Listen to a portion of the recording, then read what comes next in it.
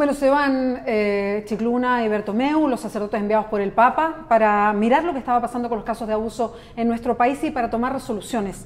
Vamos a conversar al respecto, un poco para entender qué significa para la Iglesia Católica en Chile lo que ha pasado en los últimos 2 meses. Estamos con Álvaro Ramis, es doctor en filosofía, es teólogo, es académico de la Academia de Humanismo Cristiano. ¿Cómo estás, Álvaro? Muchas gracias por acompañarnos. Hola, ¿qué tal? Buenas. Hace un tiempo conversamos para una nota escrita acá en Clever y hablábamos del poder de la Iglesia o el poder perdido de la Iglesia. Yo te quiero preguntar, ahora que se fueron los sacerdotes enviados por el Papa y con lo vivido en el último tiempo, yo diría desde la visita del Papa a Chile, ¿cuánto cambia con todo esto la Iglesia Católica? Claro, la Iglesia en Chile está viviendo algo que en teología se llama una kenosis. ¿Ya? La kenosis es un vaciamiento. Es una palabra griega que ya significa vaciamiento, en teología tiene mucha tradición y es cuando las cosas se vacían.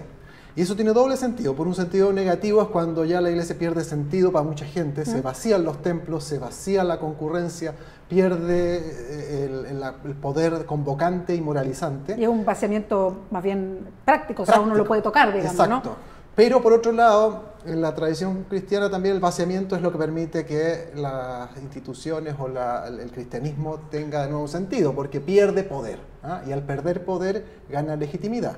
Entonces yo creo que hoy la pérdida del poder es lo que podría hacer que el cristianismo viva, pero auténtico, ya purificado de toda esta corrupción que ha significado durante tantos años la Iglesia de Sodano, que desde los años 80 fue colonizando la Iglesia Católica en Chile, instalando una serie de obispos ultraconservadores que monopolizaron el poder y fue pervirtiendo la razón de ser de la Iglesia en Chile. Ahora, el Papa viene a Chile y ahí nos damos cuenta los efectos de los últimos casos muy bullados, de casos de abuso en muchos sentidos, abuso sexual, abuso de poder, en fin, y se nota en la visita del Papa. El Papa además, él dice, no supe, como muy sordo a lo que pasaba, muy ciego a lo que pasaba, tiene unas reacciones que llaman mucho la atención y hay una lectura súper dura en Chile después de su visita. Y él después focaliza en Chile la atención, invita a víctimas, invita a sacerdotes, todos los obispos van a Roma. ¿Por qué el Papa se fija en Chile en específico? Primero, la conferencia episcopal se confió y invitó al Papa a Chile. No fue el Papa el que quiso venir a Chile, sino la conferencia episcopal el que ofreció al Papa venir porque pensaba que iba a tener una muy buena convocatoria y eso iba a reavivar un poco el catolicismo en un contexto de crisis, pero que era una crisis latente, que todavía no estaba abierta. La visita se realiza y deja de manifiesto dos cosas. Primero, que la convocatoria no fue la esperada, que la gente no llegó como se pensaba, ya no era la iglesia de los años 80 ni de los 90, era mucho más minoritaria. Y además, en segundo lugar, el caso Barros, que era el que puso en el centro del debate, opacó la visita. Y por lo tanto, la defensa del Papa genera reacciones en la población que no entiende cómo puede ser que el Papa se coloque en una posición tan defensiva respecto a un obispo que está cuestionado por su cercanía y el encubrimiento a Caradima. Ahí el cardenal O'Malley, que es el cardenal de Boston, que está encargado en la Curia Vaticana de hacer seguimiento a todos los casos de abusos sexuales del clero, avisa al Papa, ¿no? Va a Perú, donde sigue la visita del Papa después de Chile, viaja hasta allá y le dice, mira, acá hay un caso mucho más grave, no te han informado bien, y le presenta otros antecedentes.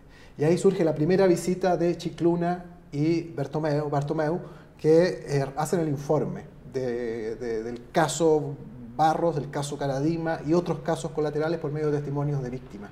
Y eso lo presentan al Papa y el Papa ahí, después de leer esas 1200 páginas, no sé cuántas son, toma conciencia de la profundidad de la crisis de la Iglesia chilena. ¿Él no sabía, efectivamente? Yo creo que él estaba con doble versión. Una era, por decirlo así, New York Times, que es el que ha revelado los casos más bullados, dentro de esos los de Caradima, y otra la versión que le contaba la conferencia episcopal, particularmente, y el nuncio. Esa fuente de información era la oficial, la otra era la oficiosa. Frente a esas dos versiones, seguramente él se guió por la oficial. Al cambiar la percepción, con el informe Scicluna 1, él asume que esa versión de los obispos y del nuncio no era la real y asume la versión oficiosa, que es la que había ido construyendo la prensa internacional y las víctimas. Entonces, eso obliga cuando O'Malley, el cardenal que está encargado de esta comisión internacional, legitima esa posición. Después el informe Chicluna finalmente deja descubierto, digamos, todo el entramado de encubrimiento, y eso se refleja cuando los obispos viajan a Roma y el Papa les dice directamente que aquí ha habido incluso archivos que han sido eliminados. Sí, no, es tremendo. Es que te iba a preguntar por la reacción del Papa. Después de todo esto que tú describes muy bien, el Papa envía información a Chile, hace declaraciones que son súper duras.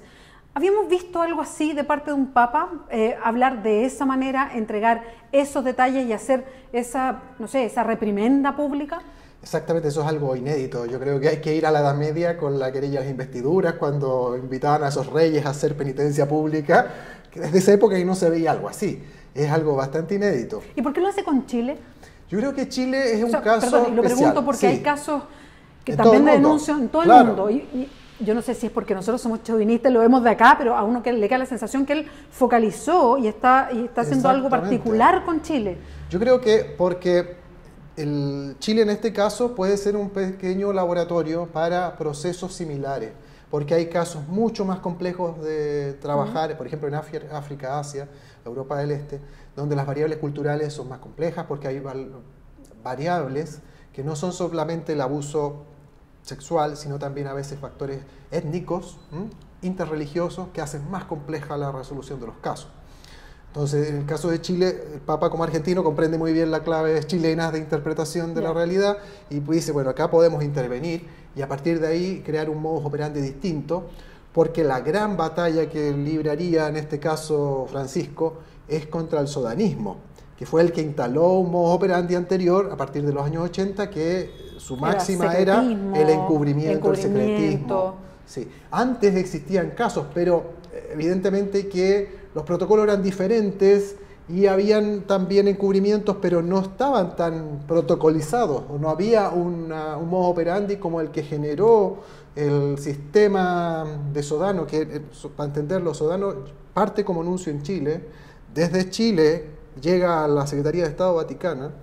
El ser secretario de Estado Vaticano implica ser el jefe de Estado en la práctica, el jefe de gobierno. Claro, el Papa viene a ser el jefe de Estado y el secretario de Estado el jefe de gobierno, y por lo tanto él controla la diplomacia, el nombramiento de los obispos en la práctica, y por lo tanto esa red es la que hay que desmontar.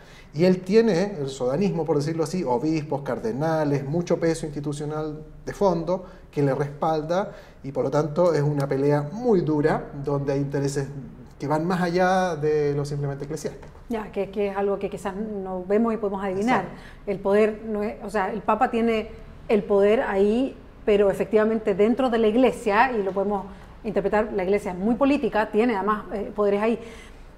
Álvaro, uno puede pensar que con lo que ha hecho el Papa, con la presencia de los sacerdotes Chicluna y Bertomeu acá en Chile, con que haya una forma para poder seguir recibiendo denuncias, porque también pasa que parece que fuéramos a una diócesis y encontramos muchas denuncias, o sea, están saliendo por todos lados muchas más. Sí.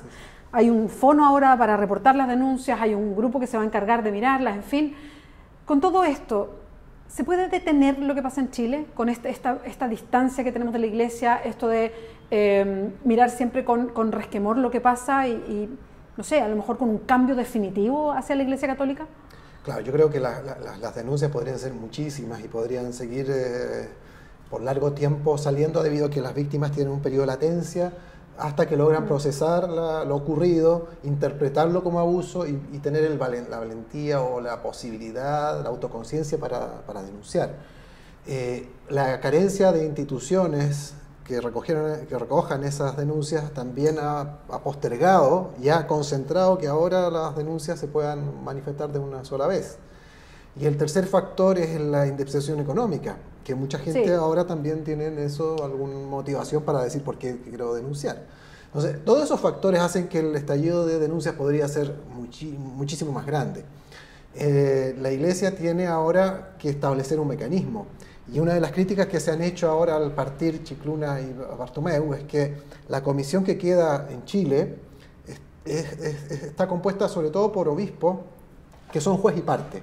Entonces, no hay una comisión independiente donde existan personas con reputada honorabilidad e independencia de juicio, capaz de recoger esas denuncias y establecer un criterio que sea libre, digamos, del interés, del conflicto de interés que puede tener un obispo cuando al mismo tiempo él va a preservar que su iglesia no tenga que pagar indemnizaciones, o que su clero no tenga que pagar indemnizaciones, o que su clero siga ejerciendo, porque la pérdida de sacerdotes en una situación del clero ha bajado muchísimo en número, ¿ya? Y hoy día se disminuye aún más por estos casos donde los sacerdotes tienen que dejar de celebrar misas o de generar ministerio, reduce además la influencia y el poder y la capacidad de acción pastoral de las diócesis. Y por último, el tema de la indemnización monetaria, que ha sido tema en otros países, donde la iglesia como institución ha tenido que responder. Algo deslizó el sacerdote Chicluna cuando estuvo acá, Charles Chicluna, señalando que aquí hay responsabilidades personales y aludiendo a eso. ¿No podemos imaginar que la iglesia como institución pueda dar luz verde a indemnizaciones a propósito de víctimas?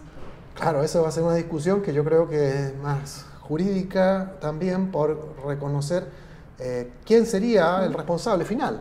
Hay claramente responsabilidades individuales, personales, que ahí tal vez son penales, que los sacerdotes o las personas involucradas deberían asumir, y otras que son institucionales.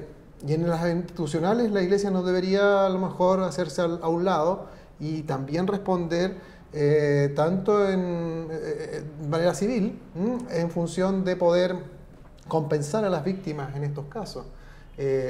Obviamente que hay situaciones como las de diócesis de Boston, donde la diócesis quebró al pagar las indemnizaciones que tenía que pagar. Y eso es realmente durísimo para la vida de la iglesia. Por otra parte, a las víctimas no se les puede decir simplemente usted siga esperando. Exacto. Y acá el perdón es simplemente una reparación moral. Hay también que establecer criterios de justicia, y esa justicia debería traducirse también en este tipo de prácticas. Álvaro Ramis, muchas gracias por acompañarnos. Muy bien, muchas gracias, Beatriz. Recuerda, www.diarioclever.cl.